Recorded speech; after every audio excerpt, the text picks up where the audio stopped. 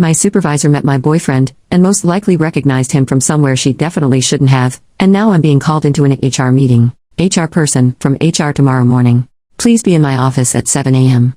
So now I'm almost certain that my boyfriend was right and she does know him from his page. He keeps trying to reassure me that it's not about that, but I can see in his eyes that he's at least a little proud of himself. I've kicked him out to go buy me some stress snacks, my friends are busy, and my family doesn't know he's an OF model, so I don't know who else to turn to.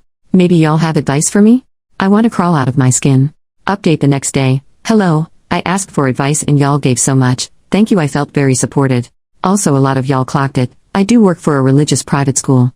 Anyway, I arrived for my meeting at 7 o'clock. I know a lot of you thought it was early, but school starts at 7:45, so it was a normal time for me.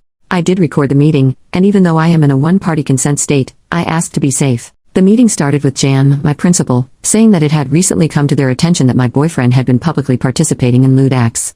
I asked what she meant, since as far as I knew my BF had never had charges filed against him for something like that. That's when the HR lady, Pam, said that somebody, they couldn't name names, just said it was a staff member, found his OF account. Like many of you said, I asked what that was since I had never heard of it. They explained, although they did not look as uncomfortable as I had hoped. Then they asked if I had ever participated in, or intended to participate in one of his videos. I said no. Jan said that I couldn't bring any unvetted guests into the building, so I pulled up the email thread I had asking for permission and reminded her that he had his ID scanned in order to get a temp badge. Pam said that it was due to the nature of his online activity, that he would no longer be allowed in the school.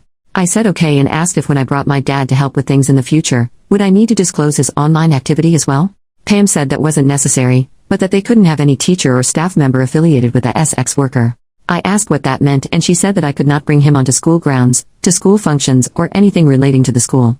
Additionally, since the school represented the church, the staff could only have relationships with people who upheld a dignified image. Apparently my boyfriend doesn't do that. She also said that if they received one report from a parent, student, or staff member of my affiliation with him after this meeting, that would be grounds for immediate termination. I asked if that also applied to the staff member who reported it in the first place, since they went onto an adult site.